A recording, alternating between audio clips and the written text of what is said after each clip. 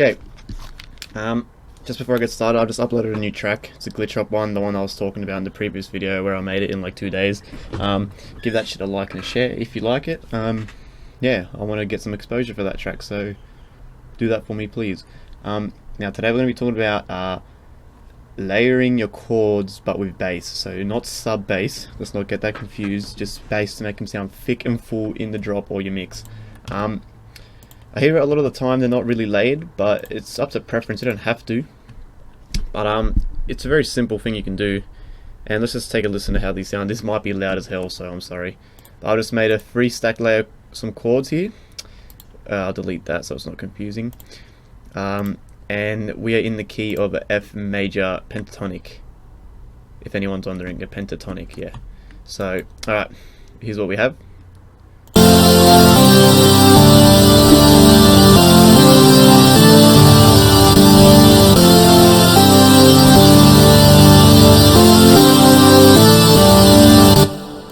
Okay, just simple little 4-bar progression there. I'll show what I've done in the mixing, just if anyone's curious before we get underway. All I've done is on the bus I've put a wave shaper, because why? We don't want to clip, kids, remember that. Clipping is bad. The first stack is just a serum, just the reverb, the EQ. This one I cut the low end at 100 Hz, so then the sub, because the bass and the bass will take up most of that frequency, so you don't want all 3 stacks with this range playing. So simple EQing, really quick. Second layer I've got it's a JP6K. This cost me $40 2 years ago, so it could be cheaper. The reason I bought it is because Virtual Riot was using it back then, so I straight away just went off and bought it. Very good plugin. This is how this sounds on its own.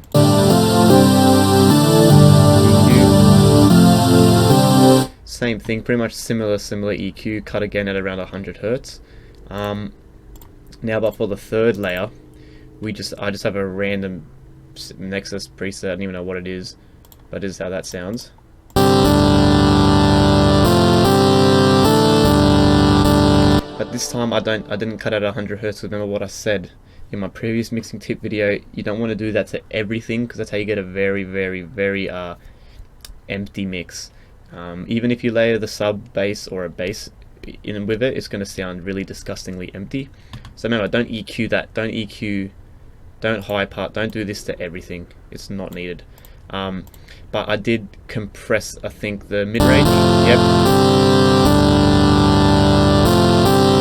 because sometimes the mid-range would peak a little bit and sound a bit disgusting, so I just compressed it, so while it's playing, you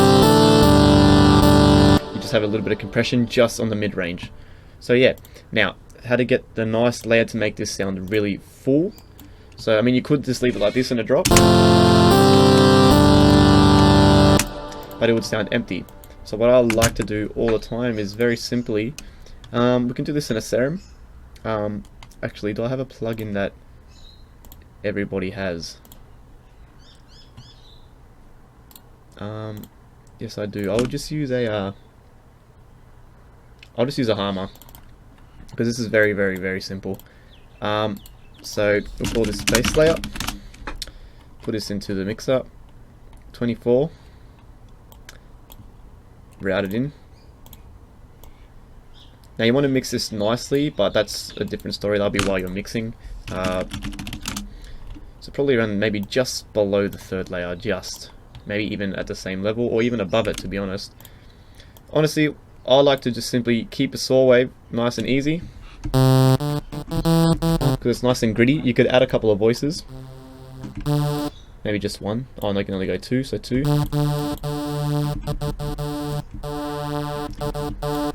What's this? The harmonic blurb amount. So we turn that up just a little bit.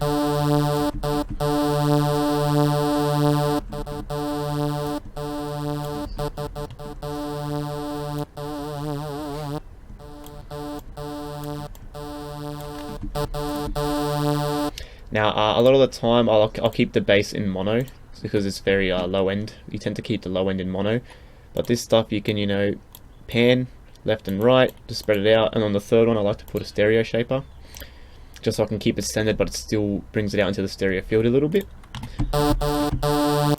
And honestly, you don't really have to do much at all to this, because I tend not to. And all you do, bang, come into piano roll. So this is a, hold on, I'll copy all the bottom notes.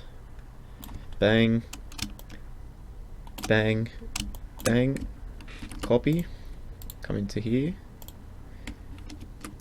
And all you do is just drop like 1 or 2 octaves. So we'll play this on its own, see how it sounds.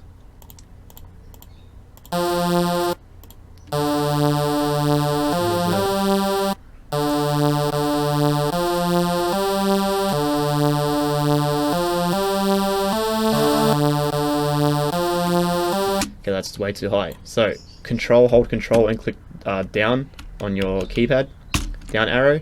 Let's listen to that.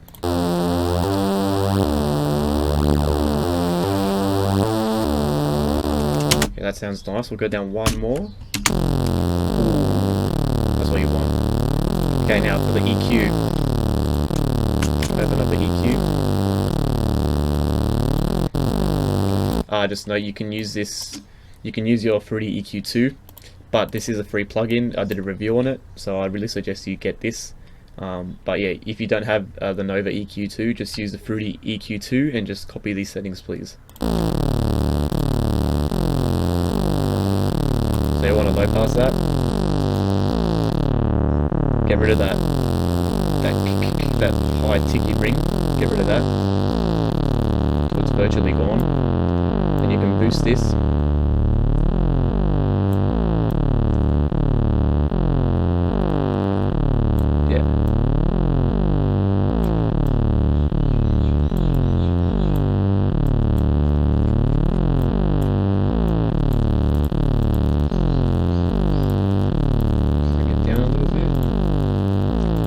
Now we'll unmute everything and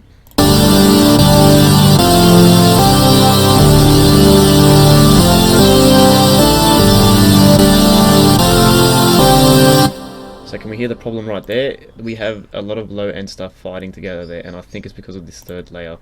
So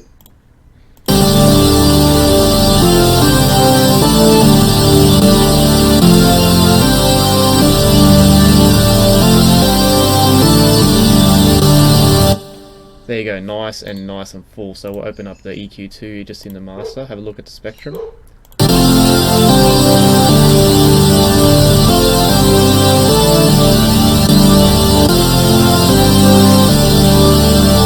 So it's nice and full. You got a lot of red happening, like a lot of bright red happening.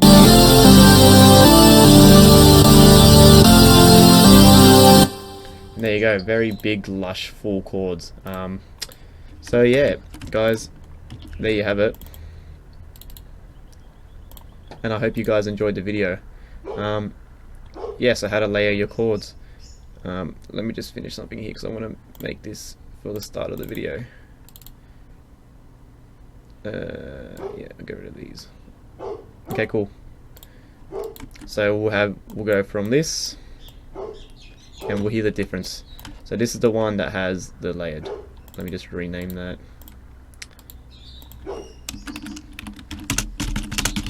With bass layer. Alright, let's have a listen to the difference.